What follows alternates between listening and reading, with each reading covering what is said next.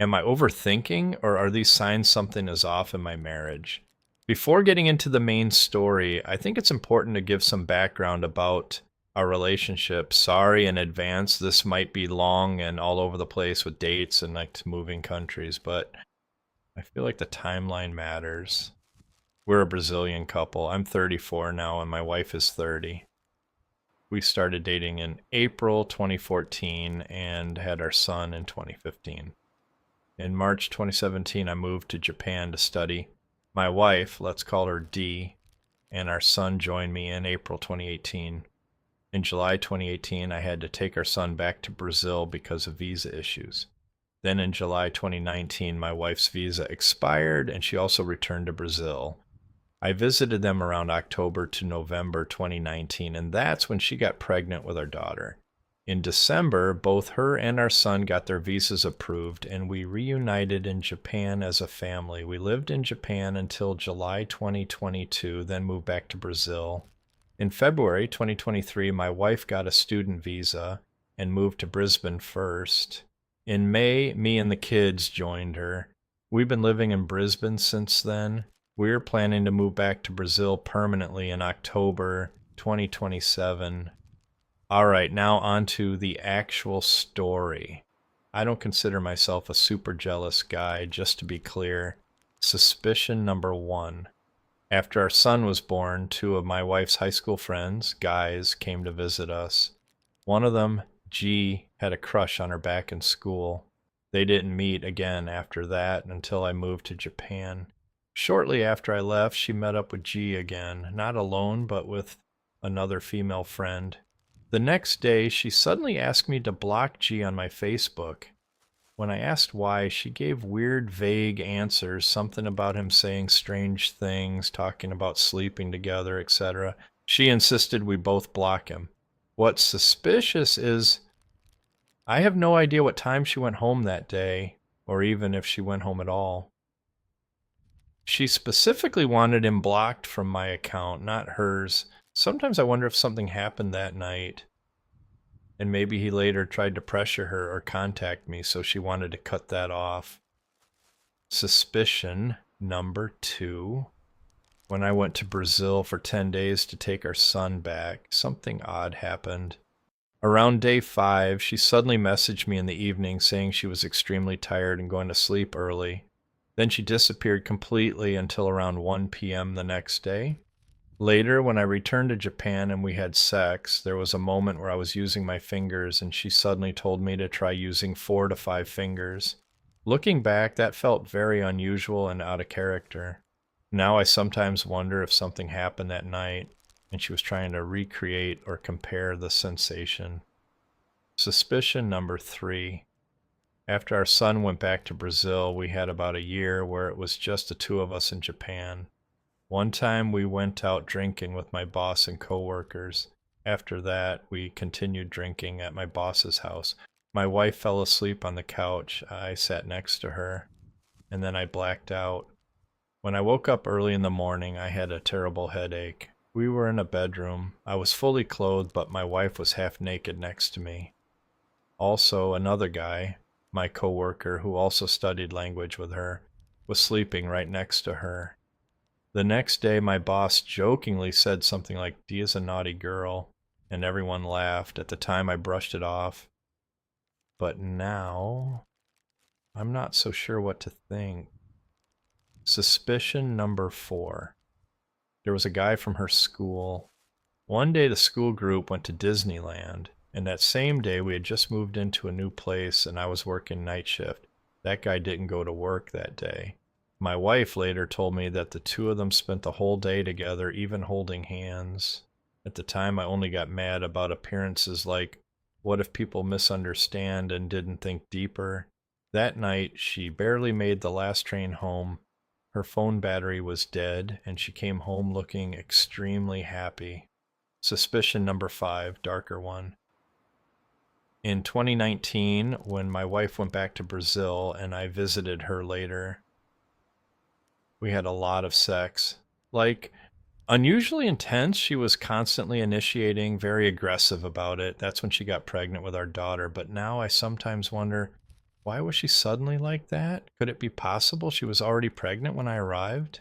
Suspicion number 6. After we moved back to Brazil, she once went to a strip club with a friend and came home very late, almost early morning. Suspicion number 7. When she moved to Australia first and we joined later, something changed sexually. When we had sex, especially doggy style, she said she felt air going inside and it was uncomfortable. I later read that this can happen if there's not a proper seal during intercourse. But for over 10 years, we never had this issue before. At the same time, our sex life has basically disappeared now. Final thoughts. All of these things didn't bother me much at the time, but recently they've all come back into my mind and I can't stop questioning them, especially since our sex life has faded away. So I want to ask, am I overthinking all of this, or do these actually sound like real red flags?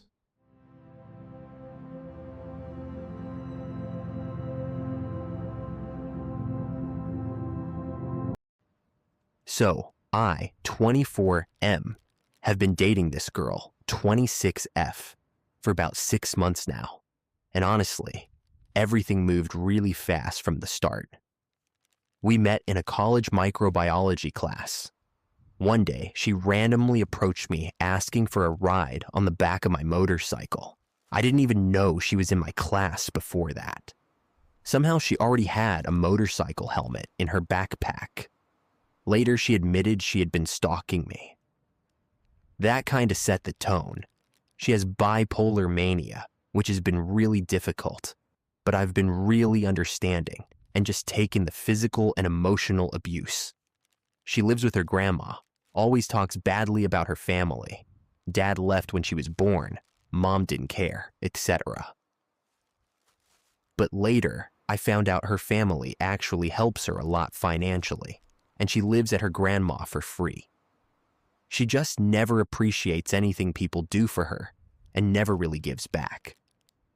She constantly calls me broke and says she spends more on me than I do on her, which is just not true. She makes less, can't keep a job, and maybe treats me to lunch once in a while. I've easily spent 4 times more than her in just 6 months. Yet she expects me to basically fund her life. All of my family and friends told me to leave her. She also isolated me from pretty much everyone, friends and family. As far as I know, she only really hangs out with her sister and has no friends. Before her, my body count was 2. Hers was 11, according to her.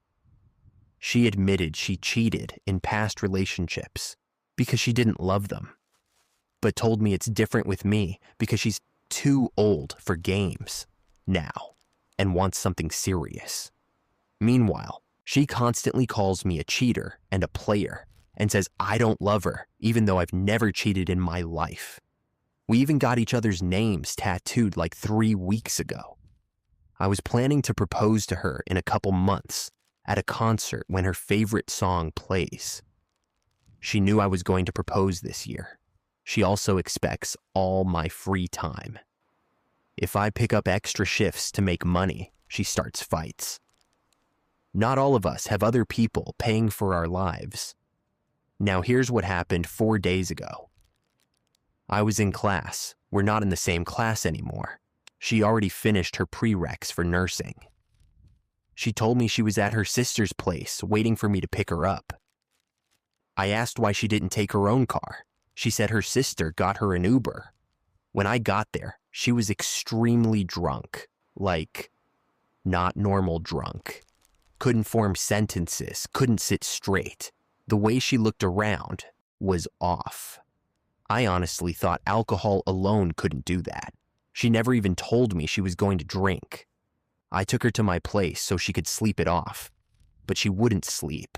Kept trying to get up, saying she needed to do random things, and trying to get up, but can't even get out of bed, almost falling off the bed.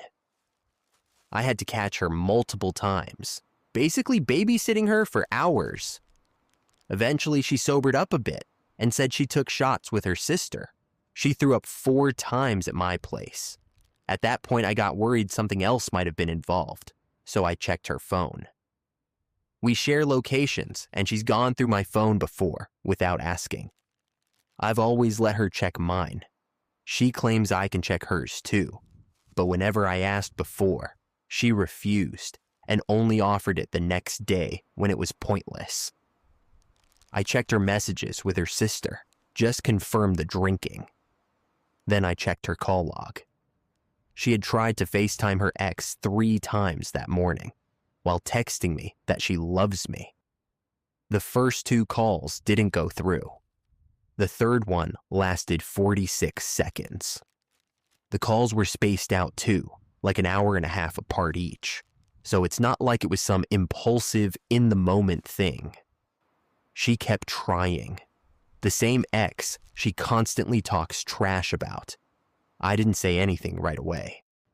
Later, as she got a bit more sober, she started panicking about losing her car keys and saying she'd have to pay $600 for new ones.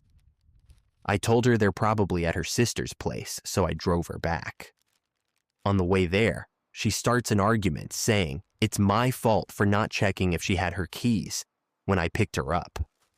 Then it turns into, "You don't love me, you're a player," etc. Then she slapped me, for no reason. I still took her to her sister's place, waited in the car.